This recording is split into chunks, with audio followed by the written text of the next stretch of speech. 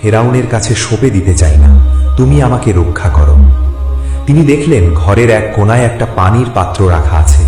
তিনি সেখানে গেলেন, তিনি অজু করলেন। ঠান্ডা পানি যখন তার মুখে লাগলো তখন তার মনে হলো আল্লাহর রহমত তাকে স্পর্শ করছে।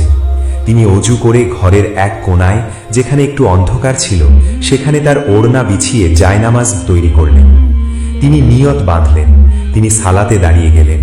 তার শরীর কাঁপছিল, কিন্তু তার হৃদয় ছিল পাহাড়ের মতো অটল। তিনি সেজদায় গিয়ে কাঁদতে লাগলেন। তিনি বললেন, ইয়া আল্লাহ, তুমি তো জানো আমি কেন এখানে এসেছি।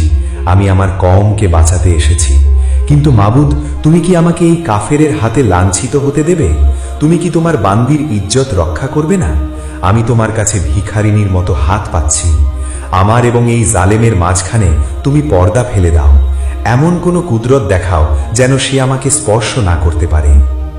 আসিয়ার এই কান্নার ফরিয়াদ সরাসরি আরশ মহল্লায় গিয়ে পৌঁছল। আল্লাহ তাআলা ফেরেশতাদের সাক্ষী রেখে বললেন, তোমরা দেখো, আমার বান্দি ফেরাউনের প্রাসাদে থেকেও আমাকে ভুলেনি।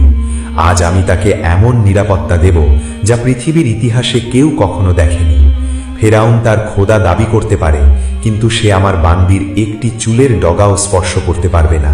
এদিকে রাজপ্রাসাদের আরেক প্রান্তে ফেরাউন তার নিজের খাস কামরায় প্রস্তুতি নিচ্ছে। দাসীরা তাকে সাজিয়ে দিচ্ছে। তার পরনে বিশ্বের সবচেয়ে দামি রেশমি পোশাক, গলায় হীরার মালা, হাতে আংটি।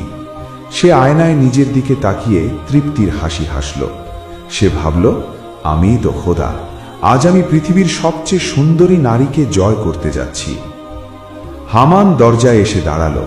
সে কুর্নিশ করে বলল, জাহাপনা, খোদায়ে আজম, আজ আপনাকে পূর্ণিমার চাঁদের চেয়েও উজ্জ্বল লাগছে।